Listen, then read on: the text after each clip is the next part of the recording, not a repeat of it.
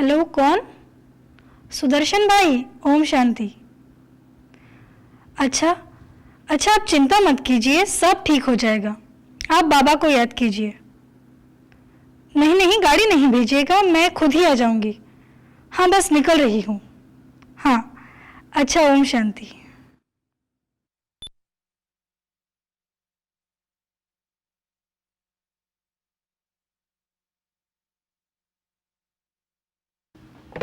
आप मुझे समझाने की कोशिश ना करें दीदी।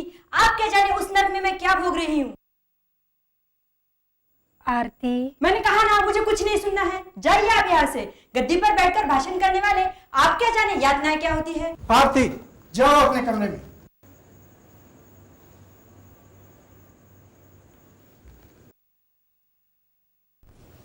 माफ करना दीदी जी। अरे अरे, आप क्या करें दीदी, बच्ची को तो देकर सब कुछ विदा किया था, और वो क्या? वो शराबी निकला, करेक्टर लेस निकला। मारपीट, गाली गलौज से आरती बहुत अशांत है। मुझे तो समझ में नहीं आता मैं क्या करूं। अब लगता है मैंने बेवजह आपको यहाँ बुलाया, उसने आपका भी अपमान कर दिया। भाई साहब, आप दोनों दुखी मत होइए। आरती की मनोस्थिति फिलहाल कुछ भी सुनने की नहीं है, पर मुझे पूरा विश्वास है कि वो अपने आप ही रियलाइज करेगी। आप धीरज रखिए। अच्छा, चलती हूँ। ओम शांति। ओम शांति।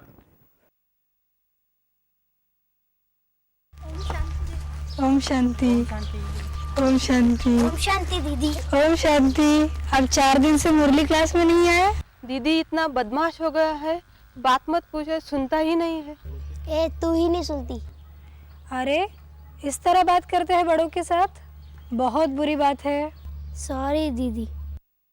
सॉरी नहीं, सारी बुरी बातों से दूर रहना है, समझे? जी दीदी। और सुनो, रेगुलरली क्लास करनी है। अच्छा? ओम शांति। एक बात कहूँ दीदी? मैं जानती हूँ नीलिमा, तुम क्या कहना चाहती हो। यही ना कि ये दोनों यहाँ आने से पहले कितने डिस्टर्ब थे। हाँ। लेकिन अब राजयोग से दोनों सेट हो गए हैं। अच्छा हुआ बेचारे के गृहस्थी टूटने से बच गई।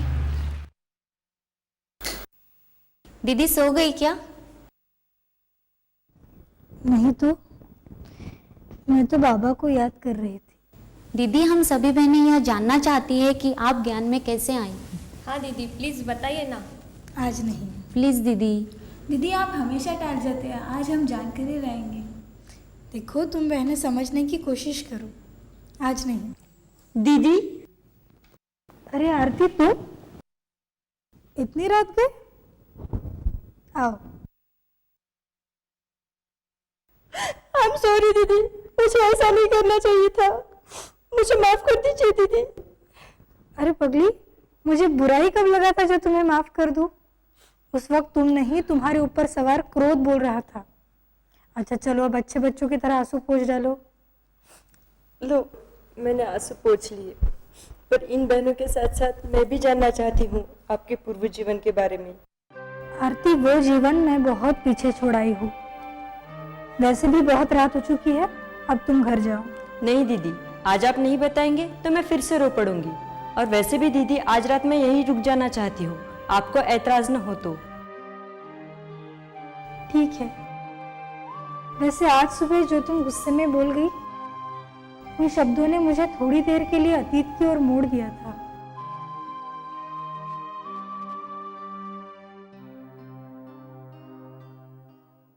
कृष्णा बेटी, अरे ओ कृष्णा बेटी, ये क्या, तुम यहाँ बैठी हो? चलो चलकर खाना खा लो। माँ, अरे बेटा, क्या हुआ? क्या हुआ तुझे? माँ, मैं मैथ्स में फेल हो गई। मैंने तो बहुत कोशिश की, लेकिन मुझे मैथ्स नहीं जमता, तो मैं क्या करूं? मैं किसी को मुंह नहीं दिखा सकती माँ। मैं हार गई हूँ माँ। देखो बेटा, हार जीत तो होती ही रहती है, और तुम तो रोज गीता पढ़ती हो, फिर भी रो रही हो। इस एग्जाम में फेल हो गई हो तो कोई बात नहीं, ये तो कोई अंतिम परीक्षा नहीं है।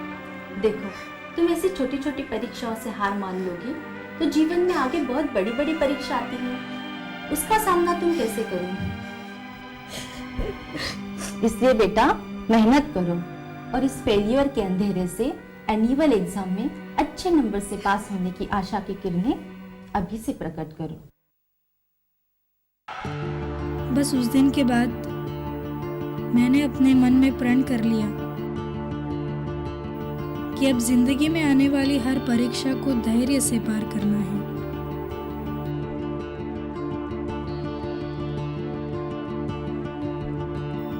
फिर मैंने कभी फर्स्ट क्लास आना नहीं छोड़ा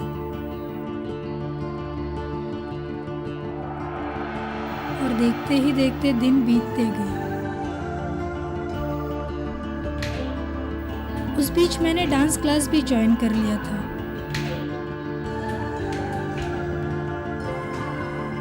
मैं नियमित क्लास में जाया करती। ये उस दिन की बात है पापा, जब डांस कंपटीशन में मैंने अपना पहला प्राइज जीता था। पापा, क्या बात है? लो आ गए पापा, अब बताओ क्या बात है? क्या बात है? क्यों चिल्ला रही हो? पहले आप दोनों बैठो। लेकिन मेरी रोटी कृष्णा। पहले बैठो। अरे भाई बैठ जाओ बैठ जाओ। ठीक है, लेकिन जल्दी। बैठो ना। पहले आप दोनों आंखें बंद करो। बंद करो ना।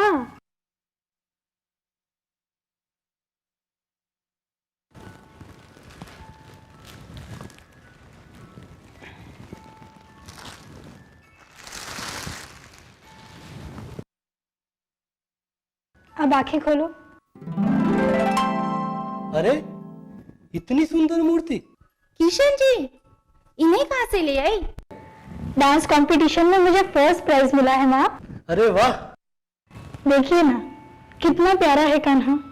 आखिर में मैंने इन्हें जीत ही लिया। ओहो श्याम दीवानी, लगता है तेरी शादी इनसे ही करनी पड़ेगी। देखो ना पापा, मैंने पहले भी कहा है मैं शादी वादी नहीं करूंगी। अच्छा बाबा ठीक है बस। क्या ठीक है? जब देखो तब बेटी के हाँ में हाँ मिलाते रहते हो। तुमसे तो मैं बहस बाद में करूंगा, पहले तुम जाओ अपने किचन में। तुम्हारी रोटी जलकर कोयला हो गई होगी। अरे बाप रे, मेरी रोटी। ये हंसी, ये खुशी मेरे रोम रोम में बस गई थी और श्री कृष्ण के प्रति मेरा प्रेम भी बढ़ता जा रहा था। मेरी अपनी अलग ही दुनिया बसते जा रही थी, जिसमें मैं, मेरी माँ,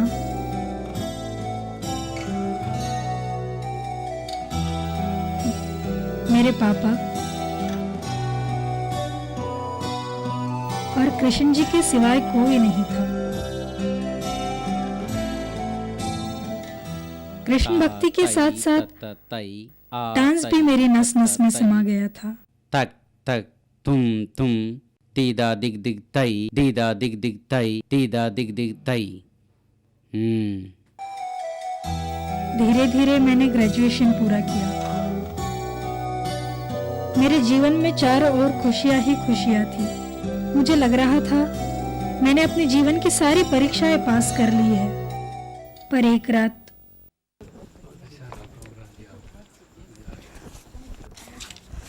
बहुत अच्छा लग रहा था ना। ये लो, कृष्णा भी आ गई। अंकल आज कृष्णा को यही रहने दीजिए ना। हमारी तरफ से छुट्टी है, भले रहे। नहीं नहीं, आज नहीं, मैं कल फिर आऊंगी, ठीक है? प्रॉमिस? प्रॉमिस। अच्छा जी बेटा। अच्छा हम चलते भाई साहब।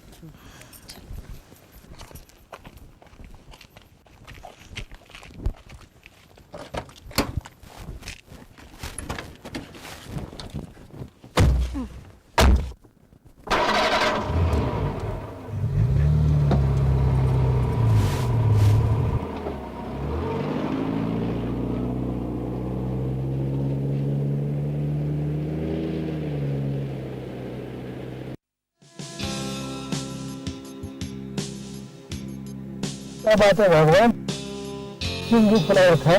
आपको कोई बेटी की चिंता है? क्या हुआ बेटी को? चंगी भली तो है हमारी बेटी। क्यों बेटी? यस डैडी, मुझे क्या हो सकता है? देखो माँ। तू चुप कर। कितने दिन तक बेटी को घर पे बिठा के रखेंगे? जब देखो तब। ओहो, चिंता किस बात की है?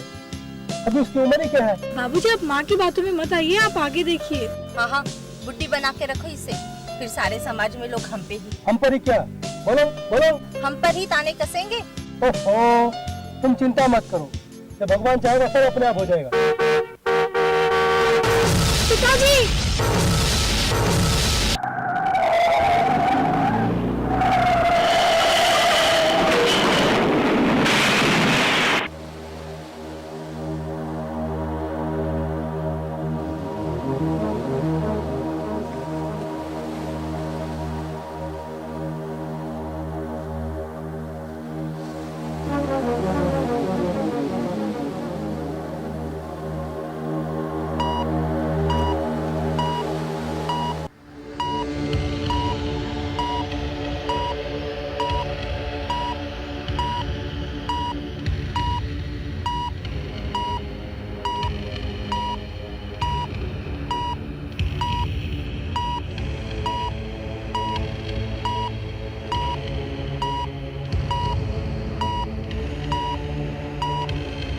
डॉक्टर साहब, मैं कृष्णा का चाचा और ये कृष्णा की दादी आज ही काशी से लौटी।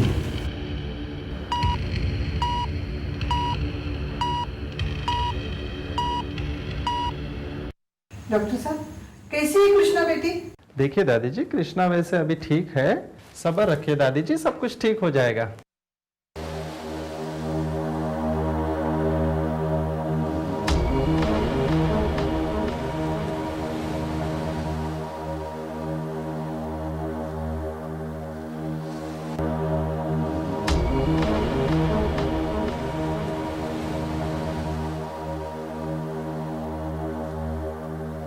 अरे कृष्णा! Nurse, ward boy!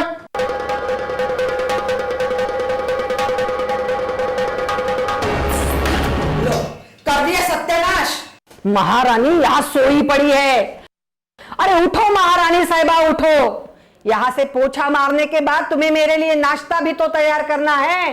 दादी दादी देखो ना कपड़े कैसे इस्त्री किए कृष्णा ने। मुझे काम ठीक ढंग से करे तब ना। अरे सुन रहे हैं क्या? दादी दादी क्या है? मेरी स्कूल ड्रेस कहाँ है? मुझसे नहीं, इससे पूछ, इससे। भैया आपका स्कूल ड्रेस रेडी है, वो आपके स्टडी टेबल के पास रखा है। अच्छा कृष्णा, नाश्ता बनाने के बाद मेरे रूम की सफाई भी कर देना। शाला, बस करो, इस बेचारी पर इतना जुल्म न करो। भैया ने बड़े प्यार से पाला था इसे, और तुम? देखो जी, बकवास मत करो। अब इसे जन्म भर पालना है तो क्या मुफ्त में रोटियां तोड़ेंगी? तुमसे तो बात करना ही मुश्किल है। अरे जरा तो शर्म करो।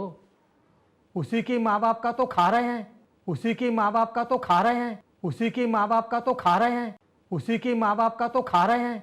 कान्हा, ये सब कैसे हो गया? जिंदगी की हर परीक्षा को पास करने वाली ये कृष्णा आज अपने आप को इतना कमजोर कैसे महसूस कर रही है? माँ और बाबूजी के चले जाने के बाद तो मुझ पर जैसे विघ्नों का पहाड़ ही टूट पड़ा। एक्सीडेंट के बाद जब मैं हॉस्पिटल में थी तब न जाने कैसे चाची ने धीरे धीरे मुझे, इस घर को, दादी को अपने वश में कर लिया। शायद मैं ही कहीं कमजोर पड़ गई। तू तो अंतर्यामी है कान्हा, तू तो सब जानता है। तू ही बता कान्हा, मैं क्या करूं? मैं क्या करूं कान्हा? मैं क्या करूं? कृष्णा, ओ कृष्णा। जी आई चाची। बहरी हो गई क्या रे? चाची कब से बुला रही, सुनाई नहीं देता क्या? दादी वो मैं अंदर। बस कर, बातें बनाने में तू तो नंबर 1 है। आ इधर आ, ये ले चेक पे साइन कर दे। रकम कितनी भरूं? तुम्हें यहाँ साइन करने के लिए बुलाया है या रकम भरने के लिए? अरे 1000 बार कहा है, फिर भी रकम रकम रकम। जैसे तुम्हारा बाप मेरे लिए करोड़ों रुपए की जायदाद छोड़ गया। चल साइन कर। नहीं। क्या कहा? नहीं? और फिर दौर शुरू हुआ मारपीट का।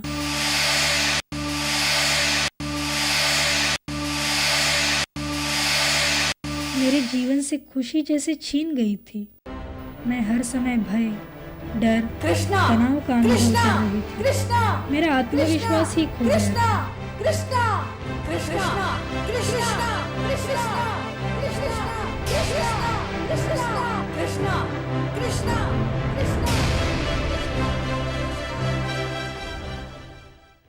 उन दिनों रात रात मैं अपने कमरे में किशन जी की मूर्ति के साथ घंटों बातें करती।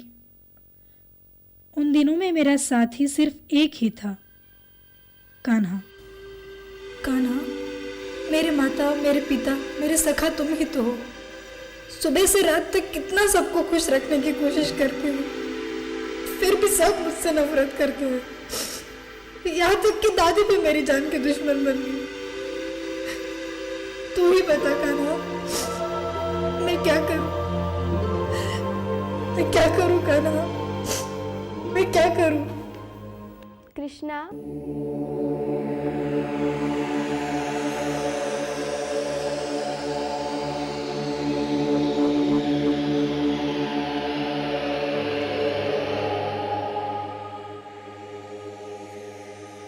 आंखें खोलो कृष्णा।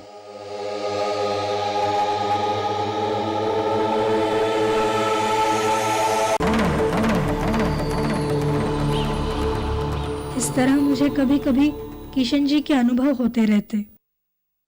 और एक दिन जब मैं बहुत बीमार थी, तब मेरी बुआ मुझसे मिलने आई। अरे अरे, क्या हो गया मेरी बिटिया को? भैया, मुझे बिल्कुल अच्छा नहीं लगा कृष्णा की हालत देखकर। कितना कमजोर हो गई है वो। क्या करूं दीदी, मैंने उसे बहुत समझाया मगर। रहने दो, मुझे सब पता है। कृष्णा, तुम कहीं नौकरी करने ढूंढ रही थी? हाँ बेटा, दीदी ठीक कहती है। इस नर से थोड़ा बाहर रहोगी तो तुम्हें चेंज मिलेगा। मैं तुम्हारे लिए नौकरी ढूंढता हूँ। कहीं नहीं जाएंगे कृष्णा। अरे भगवान, यहाँ मैं तुम्हें समझाता हूँ। ये ऐसे हमेशा बीमार पड़ते हैं ना, तो दवा दारू का खर्चा अपने पे करना पड़ता है। अगर ये नौकरी करेगी तो पूरी की पूरी पगार अपनी, समझी? अच्छा। हाँ ठीक है। मुझे छुट्टी मिल गई और मैंने एक स्कूल में टीचर की नौकरी ज्वाइन कर ली। एक दिन अचानक मेरी कमला से मुलाकात हो गई। कमला मेरी पुरानी सहेलियों में से थी। एक्सक्यूज मी, ये HG इंटरनेशनल स्कूल है ना? जी हाँ। चलो सुनिए, आप कृष्णा हो ना? कमला? हाँ। ऐसी है मेरी कहानी। खैर तू सुना, तेरा क्या चल रहा है? मेरा तो बहुत अच्छा चल रहा है।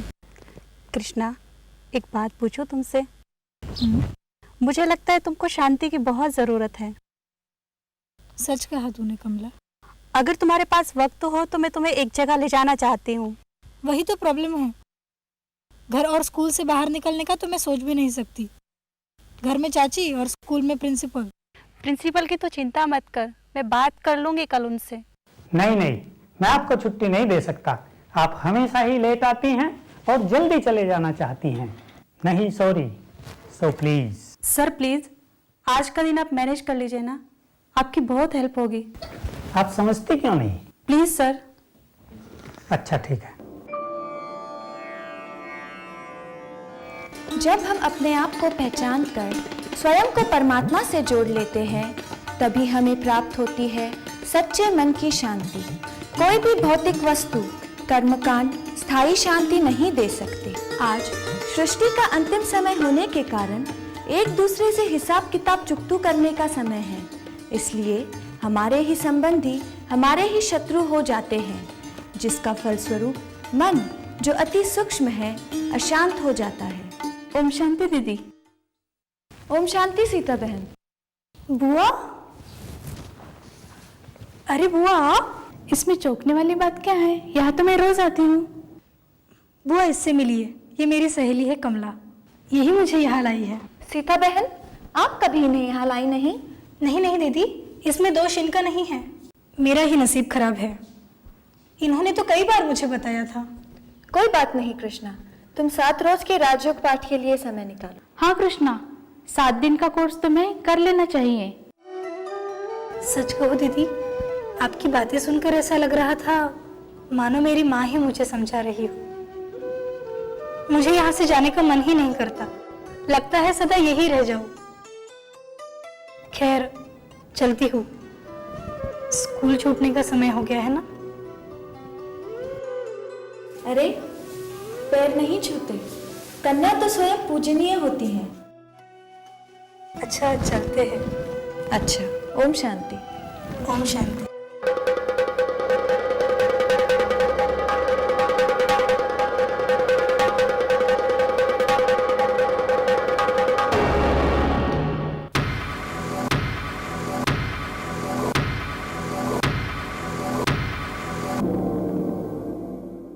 कृष्णा, तुम योग्य जगह पर पहुंच गई हो।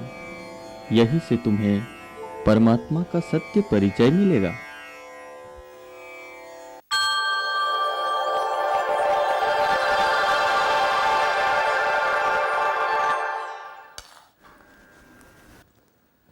कृष्णा, कहाँ जा रही हो? जल्दी से मेरे लिए कप चाय बना के ला। चाची मुझे देर हो रही है, रोज रोज मैं स्कूल में लेट हो जाती हूँ। ए लड़की, ज्यादा मुंह मत चला। सब काम संभाल कर तुझे नौकरी की छुट्टी दे रखी थी, ये रंग ढंग करने के लिए नहीं। जा चाय ला। जी।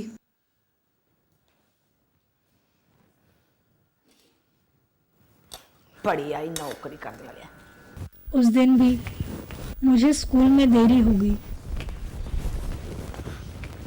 कृष्णा, आज मैं आपको फाइनल वार्निंग देता हूँ। ये रोज रोज लेट आने का नाटक स्कूल के डिसिप्लिन को खराब करता है।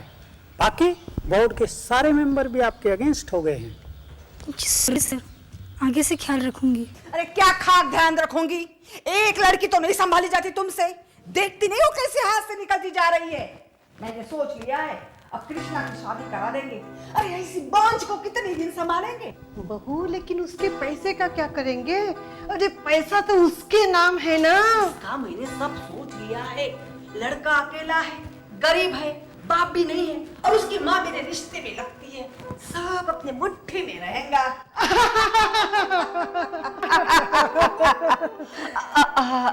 कृष्णा बेटी, आओ ना, आओ आओ आओ, हम तुम्हारे बारे में बात कर रहे थे। मैंने सब सुन लिया है। मैं ये शादी नहीं करना चाहती। कृष्णा, तूने अब तक जाना नहीं चाची को। जा जल्दी तैयार होकर आ जा, लड़के वाले अभी आते ही होंगे थोड़ी देर में। पर चाची, कान खुलकर सुन ले लड़की, तेरी शादी होकर रहेगी। रोमा, ए रोमा, जी मम्मी। इसे जल्दी लेके जा और तैयार करके ले आ।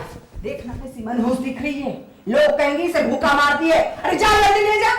मैं बेबस होकर उसके साथ चली गई। कांता,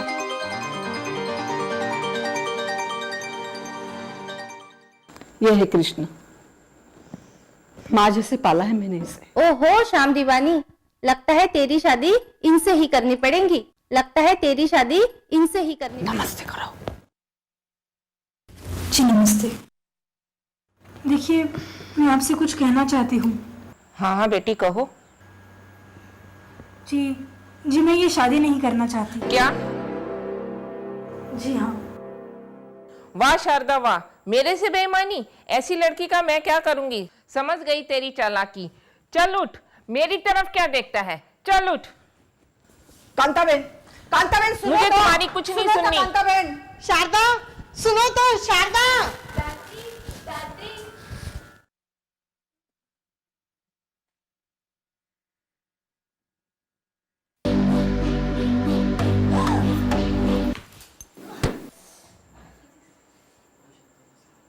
सारी कल ही इतना बड़ा अपमान किया तूने मेरा। तेरी चमड़ी ना उधेड़ दूं तो मेरा नाम शारदा नहीं। चल, आज मैं तुझे सबक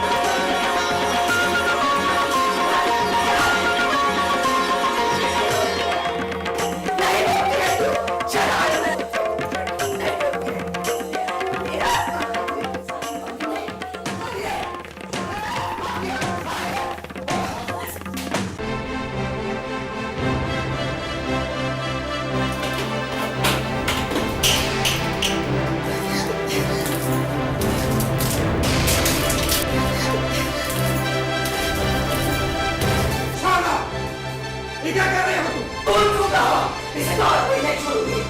क्या करोगी? हाँ? मार डालोगी इसे? हाँ, मार डालूंगी। जिंदा जला डालूंगी यहाँ इसे। क्या? हाँ।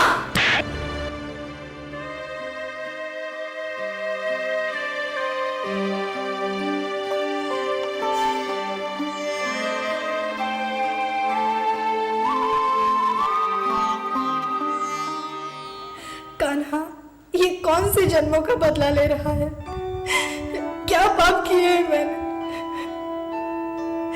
अब मुझसे बर्दाश्त नहीं होता, सहन नहीं होता।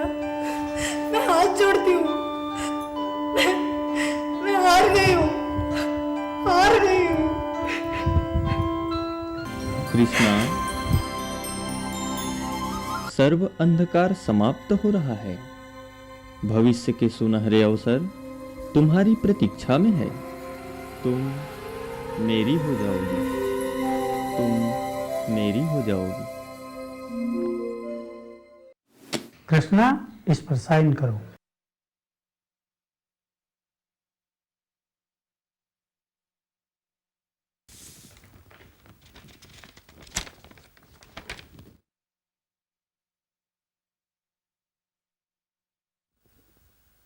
Termination letter?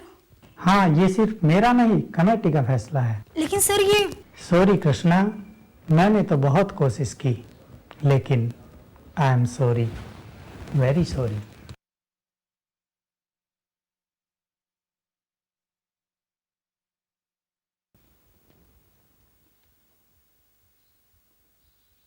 स्कूल से निकाल देने के बाद मैं उन्हीं ख्यालों में सोचते हुए जा रही थी कि मेरा नसीब अच्छा हो ही नहीं सकता। वो साक्षात्कार, वो अनुभव सब झूठा था, केवल भास था। अब मैं क्या करूँगी? उसी नर्क में वापस जाऊँगी? चाची को क्या बताऊँगी? चाचा को कैसे समझाऊँगी? यही सारी बातें मेरे दिमाग में चल रही थी कि अचानक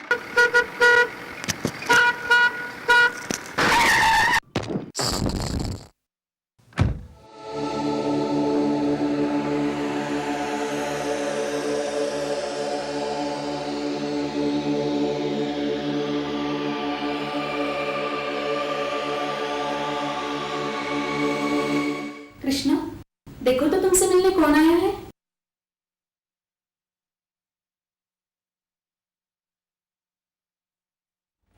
उठो नहीं, डॉक्टर ने उठने से मना किया है।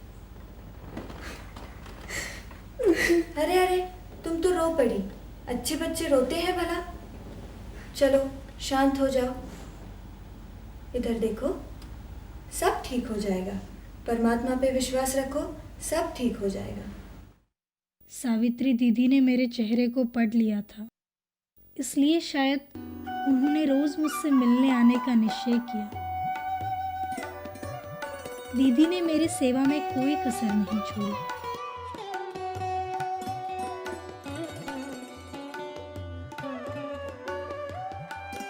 उनकी मीठी मीठी बातें मेरे भयानक डिप्रेशन को खत्म करते जा रही थी।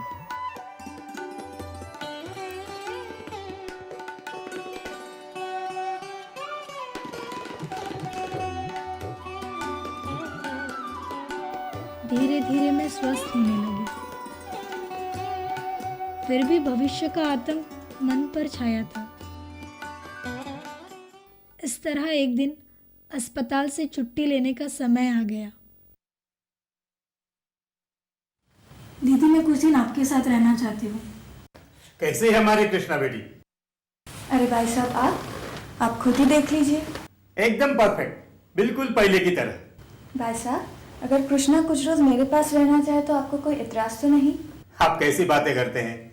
आपके राधेन से प्रयास से तो मेरी बच्ची इतनी जल्दी ठीक हो गई है। आप जैसा योग्य समझे। धन्यवाद, लो मिल गई छुट्टी। उस दिन से मेरे जीवन का महत्वपूर्ण दौर शुरू हुआ। आप कौन हो? एक आत्मा हो। आत्मा इस शरीर से पूर्णतः अलग है, जो मन, बुद्धि और संस्कार द्वारा कार्य करती है और हर कर्म का अच्छा या बुरा फल प्राप्त करती है। आत्मा निर्लेप नहीं हो सकती। अपने कर्मों द्वारा ही एक साधारण आत्मा, पुण्य आत्मा, देव आत्मा, यहाँ तक के पाप आत्मा बनती है। इसका मतलब आत्मा ही कर्म फल भोगती है। किसके द्वारा? शरीर के? ठीक कहा। जैसे इस चित्र में दिखाया है, आत्मा बिना शरीर जैसे ड्राइवर बिना कार, बिना ड्राइवर के जैसे कार चल नहीं सकती, ठीक वैसे ही बगैर आत्मा शरीर चल सकता है? नहीं, क्योंकि वो तो केवल हड्डी मांस का पुतला ही रह जाता है। बिल्कुल ठीक। इस सृष्टि के 3 भाग हैं, साकारी लोक, आकारी लोक, निराकारी परम लोक, जहाँ परमात्मा शिव रहते हैं। आत्माएं वास्तव में यहाँ की ही रहने वाली है। यही से हम जन्म मृत्यु के चक्र में सृष्टि पर आते हैं। सृष्टि चक्र के अंत में परमात्मा, गॉड या अल्लाह आकर हमें मुक्ति प्रदान करते हैं। इस समय को कन्फ्लुएंस एज, कयामत का समय या संगम युग कहते हैं। ये युग सभी युगों से श्रेष्ठ है। तो दिल करता था आत्मा और बस उन्हें सुनती ही रहूं। ये युग हर एक दिन के अंत। ज्ञान के अद्भुत राज को जानने लगी थी। कृष्णा, आत्माएं, देवात्माएं, धर्मात्माएं, संत आत्माएं अनेक हैं, परंतु परमात्मा सिर्फ एक है। परमात्मा जिसे गॉड या अल्लाह कहते हैं, वास्तव में वो एक ही है, तो उसकी मान्यता भी एक ही होनी चाहिए। जैसे इस बुक में दिखाया है, परमात्मा का अपना कोई शरीर नहीं है। वे निराकार ज्योति बिंदु स्वरूप है। गुरु नानक देव जी कहते हैं, एक ओंकार निराकार। यीशु कहते हैं, गॉड इज़ लाइट। ठीक वैसे ही मुस्लिम कहते हैं, अल्लाह नूर है, अर्थात ज्योति या प्रकाश स्वरूप, इकहत तारे समान। कृष्ण, राम, हनुमान, गणेश, दुर्गा आदि श्रेष्ठ देवी देवताएं हैं, परंतु परमात्मा नहीं। इस मान्यता में केवल शिव बैठते हैं। ये एक ही मंदिर है जिसमें शारीरिक मूर्ति नहीं बिठाते, लेकिन अंडाकृति लिंग बिठाते हैं। उसे ज्योतिर्लिंगम कहते। लिंग अर्थात प्रतीक, ज्योति का प्रतीक। ज्योति अंडाकृति होती है ना, इसीलिए पिंड भी अंडाकृति बनाते। इसका मतलब दीदी, देवताएं अनेक है और परमात्मा सिर्फ एक है ना? हाँ, आत्माएं अनेक है, इसलिए शारीरिक रूप भी अनेक है। परमात्मा शिव, ब्रह्मा, विष्णु और महेश द्वारा सतयुग की स्थापना, पालना एवं विनाश का कार्य करते हैं। इसलिए यज्ञ के शुरुआत में श्लोक आता है, ब्रह्मा देवाय नमः, विष्णु देवाय नमः, शंकर देवाय नमः और शिव परमात्माय नमः। एक शिव को परमात्मा के सबको देवता कहा है। श्री विष्णु को देवता कहा है, तो उनके अवतार कौन होंगे? देवता। और इसलिए जहाँ देवताओं के मंदिर होते हैं, वहाँ श्री ये उपाधि लगाते हैं। जैसे श्री राम मंदिर, श्री कृष्ण मंदिर, और शिव के मंदिर पर नाथ अर्थात स्वामी या ईश्वर अर्थात परमात्मा यह उपाधि जोड़ते हैं, जैसे रामेश्वर, महाकालेश्वर, सोमनाथ आदि। कितनी मधुरता है दीदी आपकी वाणी में, ऐसा लगता है बस सुनते ही रहो। ये तो शिव बाबा का कमाल है, जिसने ज्ञान हमें पिताश्री ब्रह्मा द्वारा प्रदान किया है। चले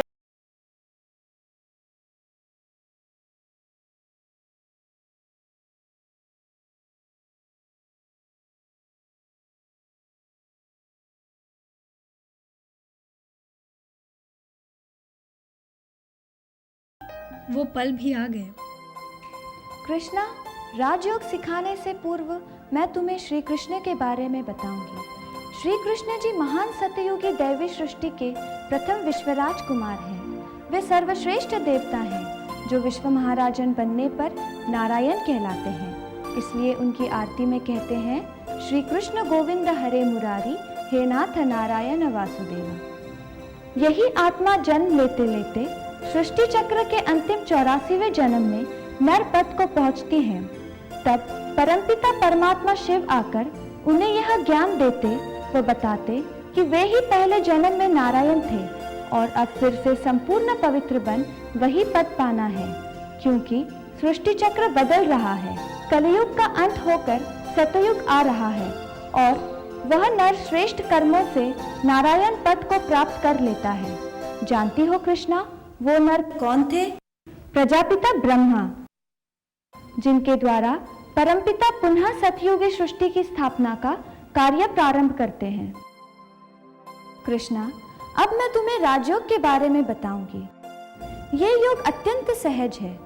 जैसे भगवान बिंदु रूप ज्योति स्वरूप निराकार है, ऐसे ही स्वयं को आत्मा समझ और फिर प्रेम और हृदय से शिव पिता से बात करो। तुम धीरे धीरे उनकी शक्तियों का अनुभव करोगी। कुछ ही समय में परमात्म प्रेम में खो जाओगी। उस रात मैं 7 दिनों के पाठ्यक्रम पर विचार कर रही थी। आत्मा, परमात्मा, ब्रह्मा, विष्णु, महेश, शिव और शंकर, कल्पवृक्ष, इन सब का भेद मैंने यहाँ समझ लिया था। कर्मकांड, व्रत वैकल्य से परे ये सहज ज्ञान ही सत्य है। जिसकी तलाश थी वो मुझे मिल चुका था। और एक रात जब मैं योग में बैठी थी तब कृष्णा, जो तुम स्वप्न साक्षात्कार देखती थी उसे कराने वाला मैं शिव हूँ। तुम योग्य स्थान पर आ गई हो। तुम शिव की शक्ति बन मनुष्यों को मार्गदर्शन दो, इसी में तुम्हारा कल्याण है।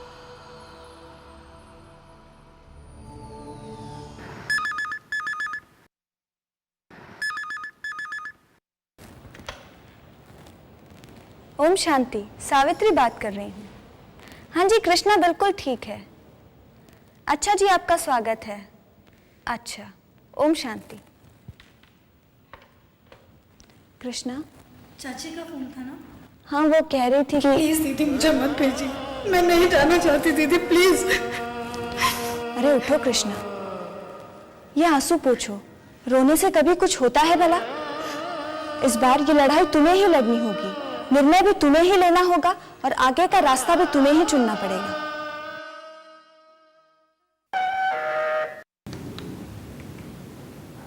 ओह शारदा बहन, आइए आइए, अंदर आइए।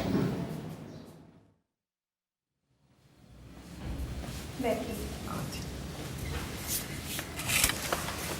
ये लीजिए प्रसाद। जी धन्यवाद। जी धन्यवाद। कृष्णा बेटी कहाँ है? जी वो अंदर है। हाँ, अब तो मैं कृष्णा को लेकर ही जाऊंगी। बिन माँ की बच्ची मेरे बिना कैसे रह पाएंगी? कीजिए। कृष्णा, आओ कृष्णा, देखो तुम्हें लेने स्वयं चाची आई हैं। बिल्कुल ठीक। मेरे सिवा कोई है इसका दुनिया में? चलो कृष्णा बेटी, घर चलो। घर में तुम्हारा छोटा भाई, महेंद्र, माँ और यहाँ तक दादी भी तुम्हें बहुत याद करती है। घर में किसी का मन नहीं लगता। घर तुम्हारे बिना बिल्कुल सुन्न सा हो गया है। ठीक कहा तुमने। तुम्हारे आने से घर सुना तो नहीं, मगर कुछ समय के लिए शांत तो जरूर हो गया। चुप रहिए। चलो कृष्णा बेटी, घर चलो। जूता जला लाऊंगी यहाँ से, जूता जला लाऊंगी यहाँ से। मैं नहीं आऊंगी।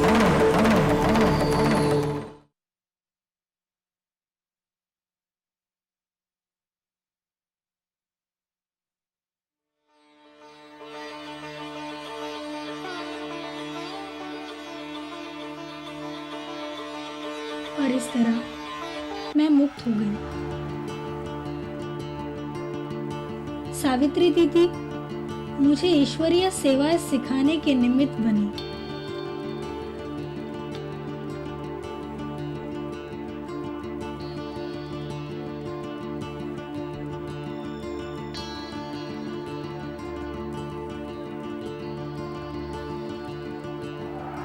अनेक आत्माओं का कल्याण शिव पिता ने मुझे निमित्त बनाकर कराया।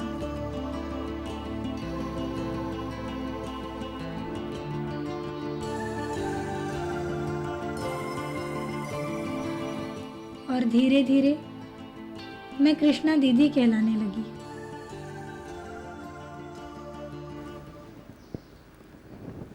बस यही है मेरी कहानी। कभी कभी याद आ जाती है तो बाबा को याद कर लेती हूँ।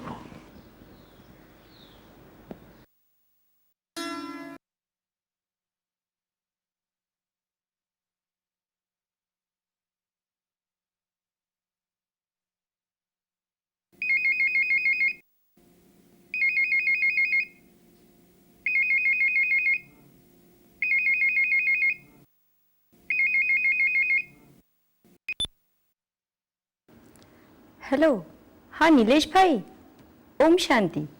देखिए, आप बिल्कुल चिंता मत कीजिए, बाबा पर भरोसा रखिए, आपका प्रोजेक्ट सबको पसंद आएगा। और हाँ, मैं ठीक 7 बजे प्रवचन करने पहुंच जाऊंगी, गाड़ी मत भेजिएगा। धन्यवाद मेरा नहीं, बाबा का कीजिए। अच्छा, ओम शांति।